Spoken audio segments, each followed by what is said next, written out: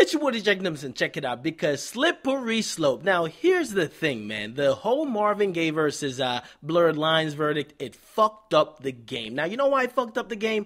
It pretty much set a precedence for if you are influenced, or if any songs or style is influenced by a quote-unquote sound, you basically could sue that person, take them into court, and then take half of the profits. That's a dangerous fucking precedent for at least hip-hop music. As you know, hip-hop music is based around like taking the old, flipping it, and making it new, right? So imagine everybody from the old watching back and like, yo, okay, word, that's what you're gonna do? I'm gonna come for that paycheck later, okay? But that's where the game is at. At least that's where the courts left it at. Now, the debate in hip-hop, too, which is also funny, is that whose style, whose sound, or who flow is it? Because, you know what's funny?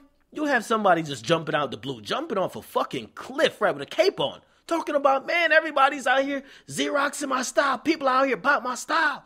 They're living in my sound that I created, right? Then you check the history, you're like, yo, my nigga, bruh. You didn't create that sound, okay? You did not, okay? You might have reintroduced it, but most likely, most of the things in hip-hop, nobody's creating. They're just kind of taking old shit, flipping it, making it new, as I said.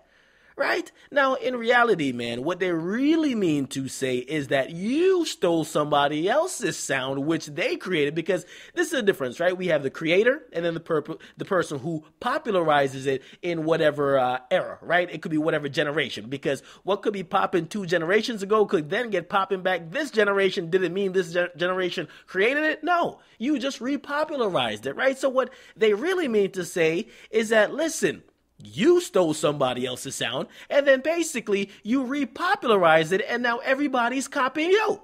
So really you and everybody else is just copying the original person. To me, that's just simply how it is. Okay, so you'll hear something like the Migos flow, and because we kind of get like, we like categorizing things, even though the Migos didn't create it originally, because people could trace it back to like Lord Infamous, Bone Thugs and Harmony, right? Then you hear something like the DJ Mustard sound, and you kind of say, bruh, that ain't your sound, my nigga. Like, yeah, you did it. You popularized it in the last 2 years, but that's like the Bay Area sound. A lot of producers was doing it before you. But yes, you did popularize it, right?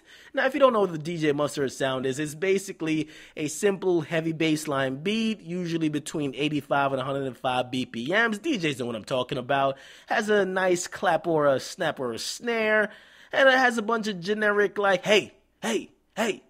Now, to me, that's a Bay Area type of thing. Now, if DJ Mustard wanted his own version of it, we would have to say add Chris Brown, because that's what he does. I mean, he pretty much uses that, sprinkle some Chris Brown on it, and that's DJ Mustard, okay? But he says that style is kind of like him, right? Okay, we'll give it to him. But here's the funny thing about that, right? And I got to put this in context before we activate and get to the Twitter fingers, because yes, a rant is coming.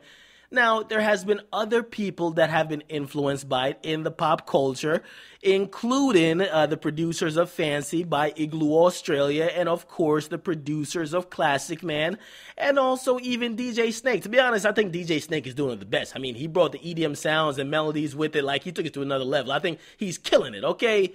But DJ Mustard got on Twitter and he said this. He said this, man. He said the producers of Fancy sued the niggas that did Classic Man. Niggas suing for shit they ain't start? Fancy was a ripoff. Classic Man's a ripoff. Straight up, the moral of the story is I haven't sued nobody yet. That's like a nigga stealing a bike and selling it back. I'm flattered. I'm not mad. I just couldn't see how the producers from Fancy, who's not from LA or the Bay, was cool with suing the next when they stole they shit too. This is a West Coast sound, people, from LA all the way to the Bay. I'm just one of the ones keeping it alive. Rant over. Now, let me tell you this, man. This is the problem with a lot of black entertainers, okay? They want credit over cash, okay? As the verdict from the Blurred Lines verdict suggests, my nigga, don't tweet about it. Sue, okay? Because you just saw what happened in that landmark case. Marvin Gaye basically said, or his family said, listen, That was our sound, or we really did it way back in the day. You guys did it now. You guys was influenced by us. Give us that check, okay? You tweeting about it, my nigga. Listen, rappers want too much credit, man. Fuck the credit. Take the cash. All this tweeting that DJ Mustard is talking about, it's nothing proud to say, oh, listen, I haven't sued nobody yet. Nigga, sue! File a lawsuit, okay? Maybe it's because he's from the West Coast and they think suing is equivalent with snitching. But nigga, you need to sue. If the person from, or the producers from Fancy is suing, you should be suing everybody. But of course, as I said, sometimes it's just cooler to be on Twitter and just pointing out credits over actually taking cash. Now, I will say in Jadena's defense, he was on the Hot 97 Morning Show and he said this, man. He said they did credit the people from Fancy or the producers from Fancy, not because they sampled Fancy, but just because of the verdict of the Marvin Gaye versus Blurred Lines thing, and they did not want to get sued later, so they just threw their names on the paper, which means probably the producers and writers, including Igloo Australia, is getting paid from Classic Man, right? Now, DJ Mustard needs to stop doing all this tweeting and file a lawsuit. All right? Listen, man, all you entertainers, man, listen, getting on this Twitter and getting on interviews, talking all this shit, file paperwork. File fucking paperwork. So, it's your boy DJ Akademiks, getting the comment box. Make sure you guys like. Definitely subscribe, man. You guys weigh in. As I said, it's a slippery slope. It was all set off by the Marvin Gaye whole saga. And really, if that's where the game is at, don't try to hold integrity by putting it out on Twitter. Nigga, file a lawsuit. It's your boy DJ Akademiks, man.